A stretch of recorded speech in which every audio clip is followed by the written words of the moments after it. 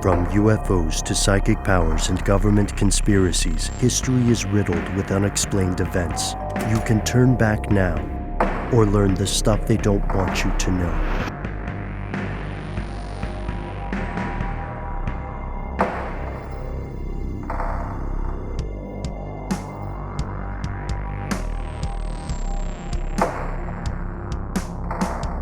And we have returned. We're working live, folks. We took a brief pause because Noel wasn't just blowing smoke. Your pizza puff has arrived, right? Is that what you just went to get? Yes. I present to you the pizza puff.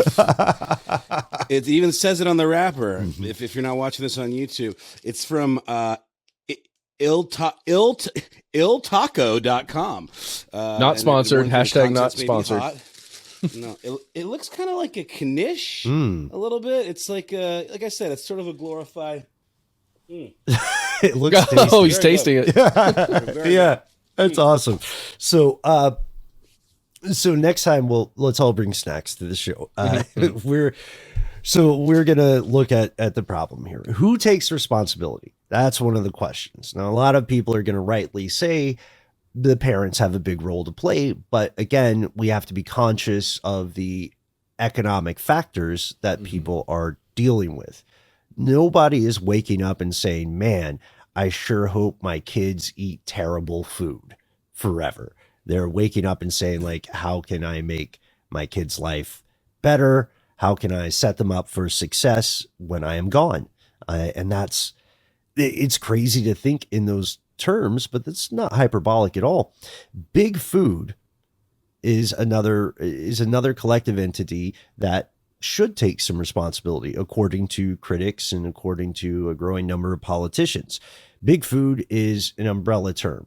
I really hope it's somebody's street name somewhere. So if you are listening and you go by Big Food, then send us your mixtape. Send us the SoundCloud link, Big Food. But what we're talking about when we say Big Food in this sense is we're talking about the Nestles, the Unilevers, the Pepsis, the Cokes, C-O-K-E, and the countless drive-thrus that riddle America, that are like a baked-in part of culture now. This is a huge market, and it is dominated by a very small number of very powerful companies. They control most popular food brands. They are, as you said earlier, they are a hidden hand behind products in almost every aisle of your local grocery store. It's like how Yum Brands owns a lot of things that seem like they're their own independent companies. This is normalized in business. Like Unilever is not calling the brand of everything it sells Unilever, right? Nestle's not doing that. General Mills, before Nestle bought them, isn't doing that. And they buy up these legacy brands that have like nostalgic properties, for consumers. Mm-hmm. Like I was just looking up, Nestle owns General Mills, who make all of the sugary, toy bearing cereals of our youth. And they don't rebrand it. I mean, the presumption is they're doing it just like they used to do back in the day. It's the same Count Chocula as it's ever been. But there is that hidden hand, and we know that Nestle is probably one of the most problematic corporations, period, in terms of the way they, extract some of their resources in pretty awful and egregious ways. So the fact that they own, my humble Sugar Smacks, is a little weird. Think about why they don't change the brands. Why don't they do that? That's exactly right. I think it's clear because of the nostalgia, because of the trust. Because we grew up not only eating these foods, we grew up watching television commercials for these products and brands, right? If you think about the cereals, you think about any breakfast food, including Eggos and things like that, including, the fast food restaurants. We grew up with that stuff being pumped into our minds while we were watching Thundercats, which was just a way to sell us toys. Whoa. Oh, yeah. They got us. The fix is it. They did that to get around FCC laws about like safe harbor times and about like marketing to children. I know we're going to get to that, but like with the toys in particular, they They made the show the commercial. Yes. The show is the toy commercial. You know, it is that reason for it existing is the fact that there are toys, not the other way around. I love it. I went down a rabbit hole. Trixie. I went down a rabbit hole reading a very opinionated review of G.I. Joe versus Cobra toys and vehicles. And looking back on that stuff, it's pretty creative. It's just highly impractical. You know what I mean? Like to weaponize a pogo stick or whatever. But I was impressed with those folks. And you're right. The nostalgia is a big role. Like consider how much it resonates with people when a food item from their childhood is brought back into production, like that ice cream tiramisu kind of Viennetta or whatever it was. Yes, like people loved. You couldn't get them everywhere, so there was an exclusivity around it too. Yeah, or another example would be high C ecto coolers. Oh, for sure. 100%. And what it really is when we adults now are at our local Kroger or Publix or whatever, and we walk through those middle aisles, we see those brands, those logos that then resonate, right? And then we want to get them because of either the nostalgia or we know it tastes pretty good, right? And we're just like, man, I definitely got to pick up that box of, whatever cereal. In my case, it was, oh God, I hate even admitting this. It's Lucky Charms. I was never allowed to eat Lucky Charms as a kid, but I knew about them. I knew what they were. I knew marshmallows were involved. And then as an adult, I started buying them. Of course you did. I'm sure that's a thing, dude. Yeah. I know what you're getting for your birthday then. Act surprised.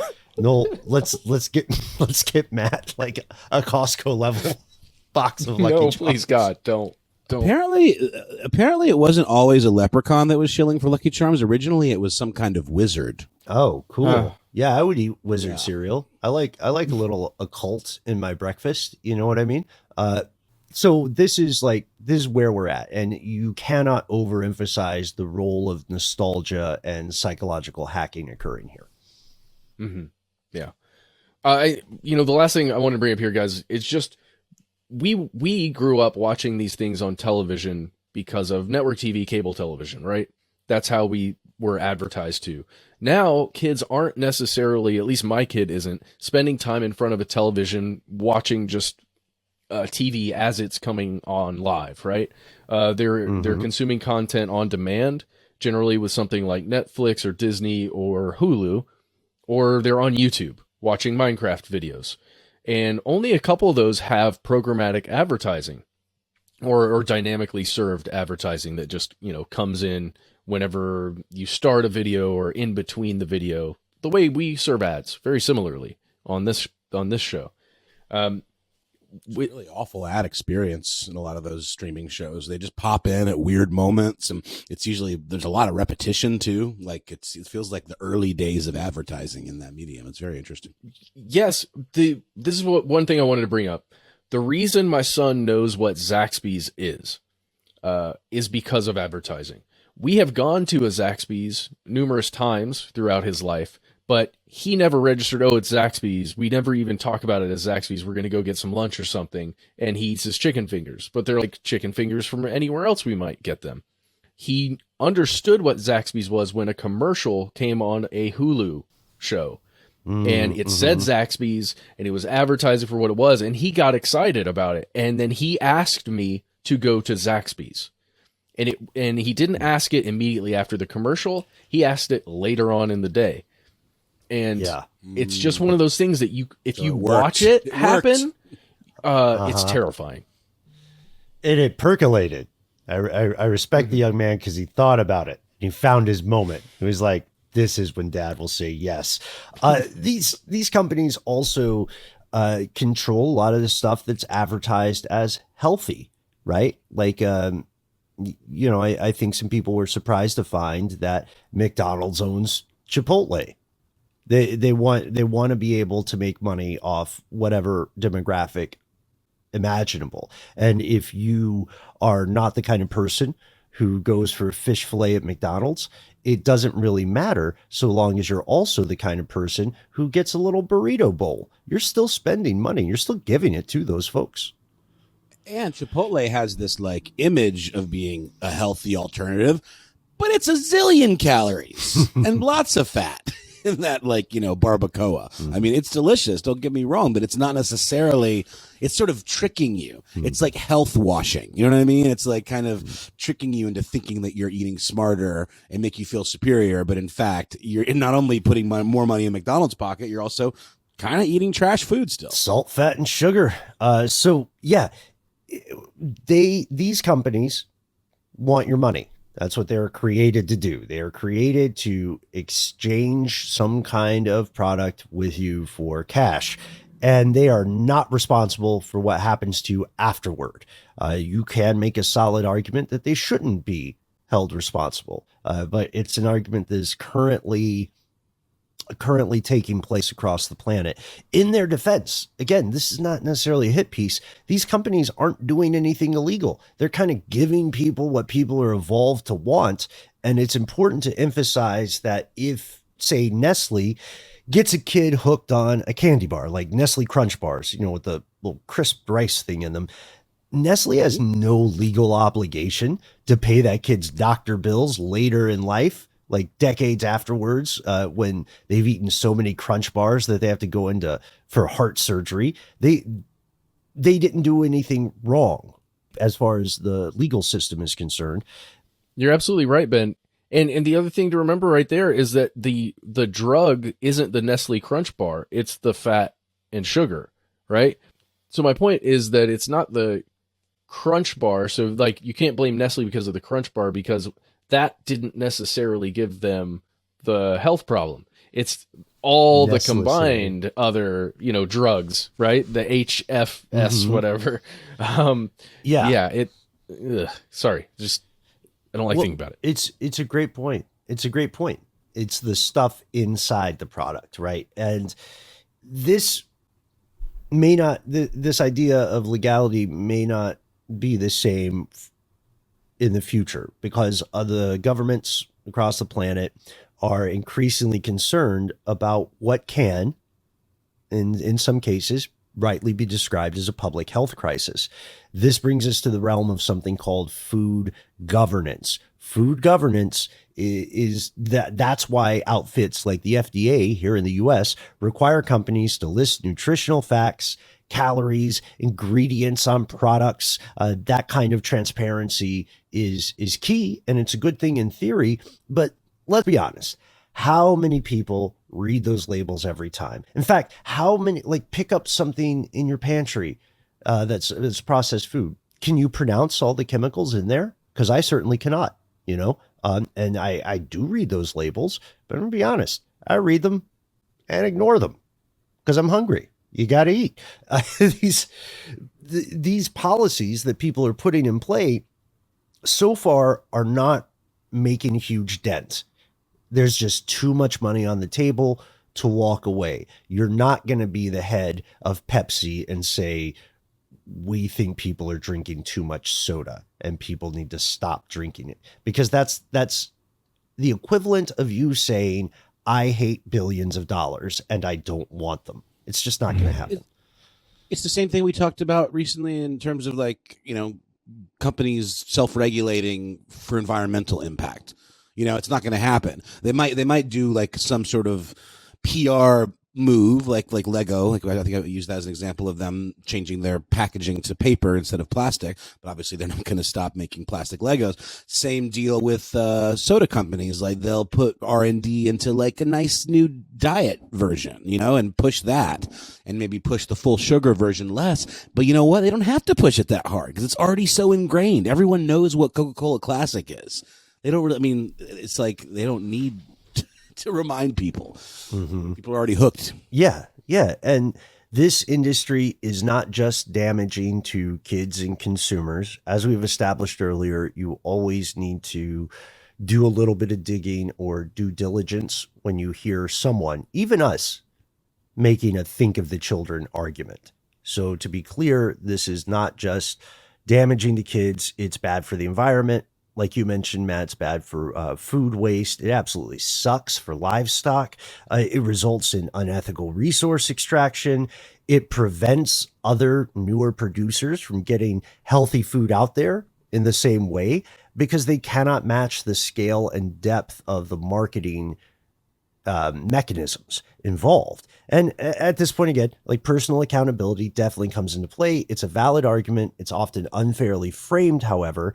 And as it stands now, this conspiracy to sell you junk food and to sell your kids junk food is only going to continue. And a lot of people, people who even like eat the most healthy stuff ever, a lot of people are going to say, we can't have regulations over this. That's too much of a nanny state. Like, remember, oh gosh, who's that guy? Jon Stewart lost his mind on the Daily Show one year when the then mayor of New York banned like large Slurpees or like he banned big gulps or something. And everyone's like, well, what personal choice? We're grown. We can do this. The proposals to try to nudge people financially by making things more expensive might work. But we're oppositional to authority figures, right? In general, that means that if someone passes a law and says there has to be, insert regulation here, on any aspect of the junk food industry, people are probably going to buck. You know what I mean? If someone makes a law against high fructose corn syrup or whatever, then there is going to be a segment of the population that all of a sudden loves the original Coca-Cola with that high fructose corn syrup. And they say that the cane sugar just doesn't taste the same. Shout out to we call them the Mexican Cokes.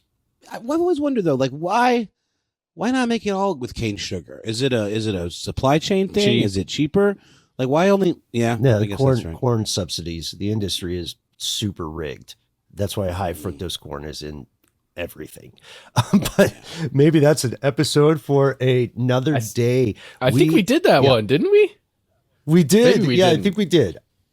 Well, we've definitely talked about corn subsidies and ethanol and things like that. yes, For sure. yeah, we did. So check that out. Let us know if we did that episode.